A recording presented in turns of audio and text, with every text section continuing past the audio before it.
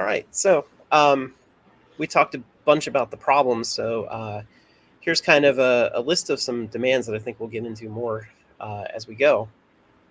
But we talked about the spoiler effect with um, where good candidates often get squeezed out, especially if they're independents. But like I said, even in a crowded primary with the Democrats or Republicans, this can still happen.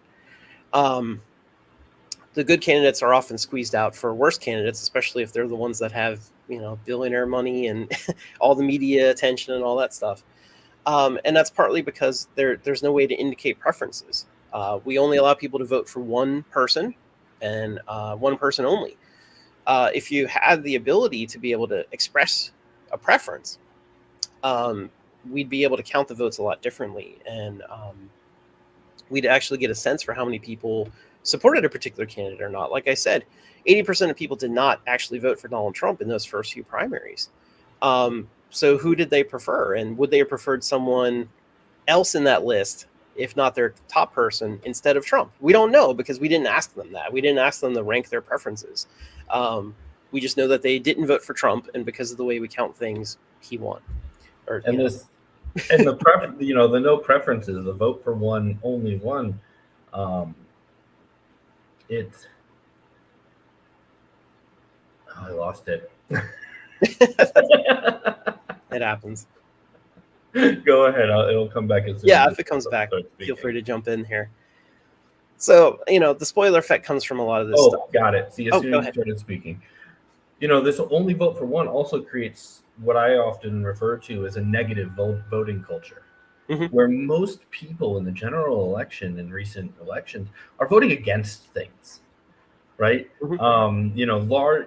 When you look at polling, large numbers of Republicans voted for Trump because he was the Republican, not because they like Trump, right? And the same goes for, large swaths of the Democratic Party. Even within their own internal polling, Biden and Trump were not popular candidates. Clinton and Trump were not popular candidates. And so large swaths of people voted against the person they wanted to lose rather than for the person and the policies that they wanted to win. And you can see the results of that right now, right? We keep electing ever increasingly, rightward candidates. As the Democrats keep voting, we got Obama, and then Biden's to the right of him, and Obama itself identified as an Eisenhower Republican, right? That's his self-identification as a Republican. So we see the Democratic Party, and it's often called the ratchet effect. As the Republican Party moves further and further right, the Democratic Party moves further and further right to try to capture this mythical centrist. They'd rather steal votes from the Democratic Party than give progressives the policies they need to turn out. And so it creates this negative voting culture, which leads to absolutely horrendous outcomes, as we can see right now. Mm-hmm. Yep, exactly.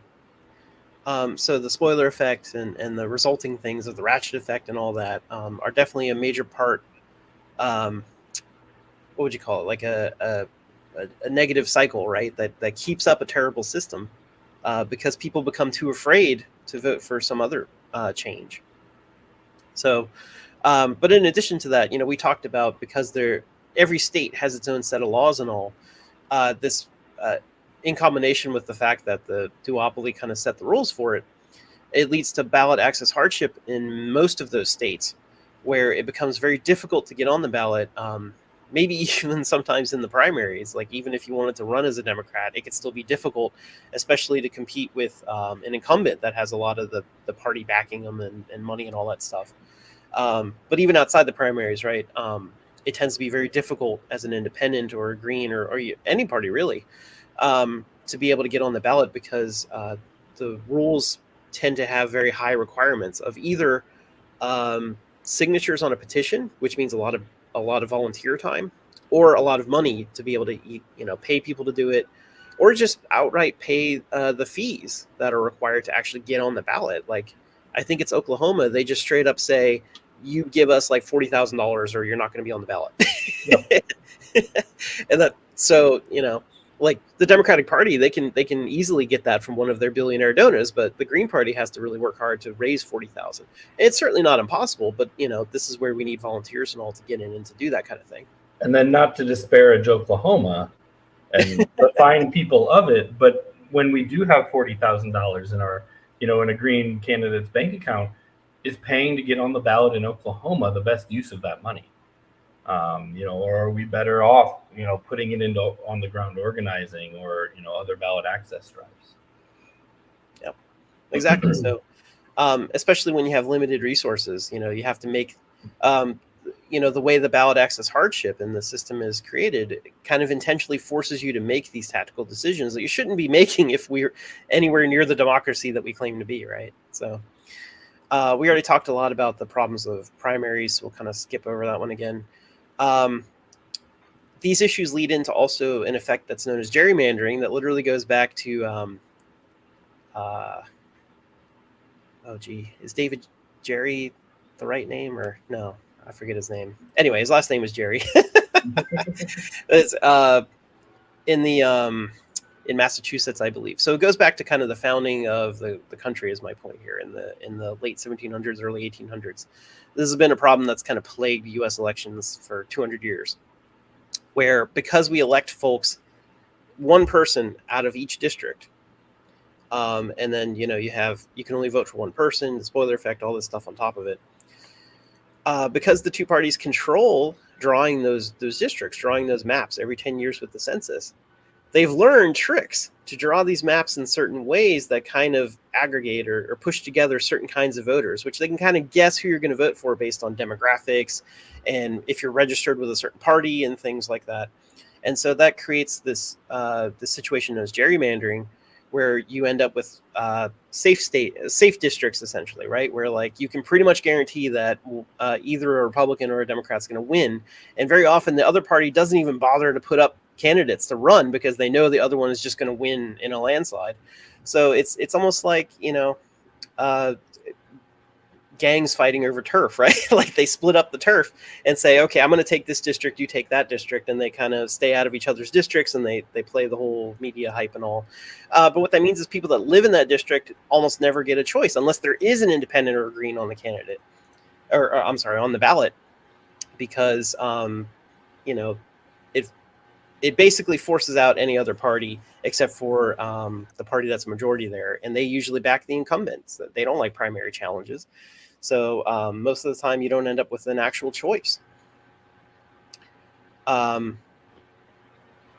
used to be an FCC standard that required folks to give equal airtime to all the candidates and parties and things like that, and that's generally not really enforced anymore. And so you end up seeing really a whole lot of unfair media access and bias toward not just the duopoly candidates, but of course the ones that have more connections, more money and things like that, right? The Donald Trumps and Hillary Clintons and things, instead of any challengers.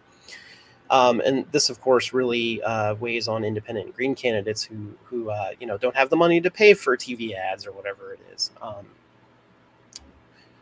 then finally, we have the issue that's been brought up before of electronic ballots, or whether we can trust our ballots or not. And in some states, they're done electronically on a machine where you don't even, in Pennsylvania, this used to be the case, you wouldn't even get like a printout of what your vote is. So like you just had to trust that the machine counted your vote correctly, and who knows if it did or not. And actually, thanks to a lawsuit from Jill Stein in after the 2016 election, we got paper ballots in 2020. So that was the thing that the Green Party did. It wasn't the Democrats. The Democrats actually fought the lawsuit. That was the thing the Green Party did that brought, the ability to audit elections to Pennsylvania. And that's an ongoing fight in other states too. All right. So yeah, and to jump my internet froze for a second. But to jump back to gerrymandering, right? And the results of this, in 2020, 70% of the races on the ballot nationwide were unopposed. Mm-hmm. In 2022, it was 67%, right? So 2/3 of the elections that are happening in this country, even during a federal year, are unopposed. People literally aren't running. The districts are that rigged. And my district in Illinois is actually, I think it's going to end up in textbooks because of what they did to it. But I live in downstate Illinois. It's a red area, a deeply rural area, and we had a Republican member of the U.S. House. And when you watch the news, especially liberal leaning news, you hear a lot of uproar about the gerrymandering that is done by the Republicans. But the reality is the Democrats are just as engaged in this kind of stuff. And in my state, a solidly blue state of Illinois, it's the Democrats that are gerrymandering. And I absolutely don't want more Republicans. But that doesn't change the fundamentally anti-democratic actions that they are taking. And so we had a Republican member of the U.S. House. It was consistently won by Republicans, term after term after term. And so in 2020, when the Illinois legislature got to redraw the lines, they redrew them. The first map got sent back by the courts and said, no, this is too much. So they redrew them again. And my district is literally a 45-degree line that runs from St. Louis up through central Illinois. I guess I'm mirrored.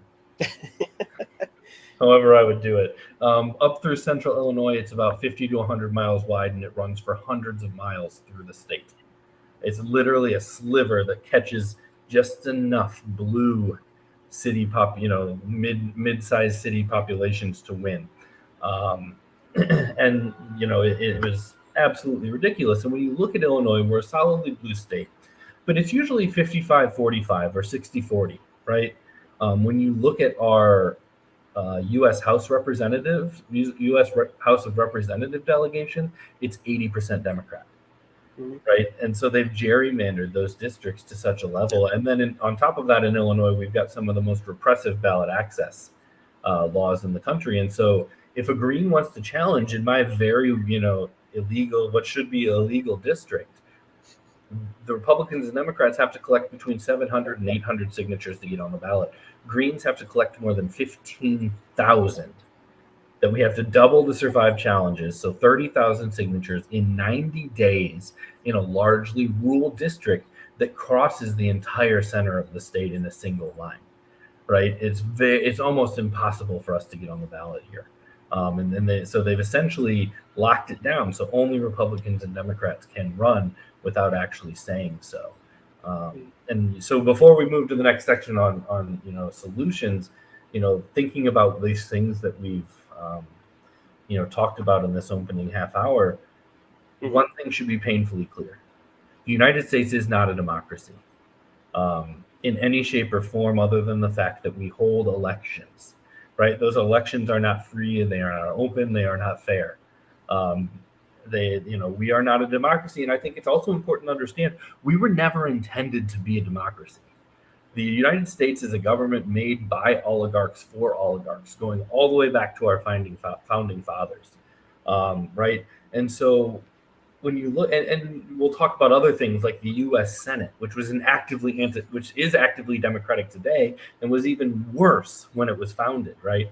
When you look at who actually was included in who could vote, right? It was only white landowning males. That was the original people that were included. You can't call a country that has that as its foundation a democracy. We were always a an oligarchy. And people like to say, one of the I've taken just enough political science to be dangerous line is, we're not a democracy, we're a republic. Well, republic's a kind of democracy. It's kind of representative democracy, right? So that isn't the burn that people tend to think it is. But when it comes down to it, we were never even intended to be that. We were always intended to be a government for and by the wealthy, for and by the capitalist interests. Right. Yeah. So yeah, we could talk about solutions. I'm actually going to say we should probably skip this slide because I think it just summarizes all the stuff that comes next. Yep. So let's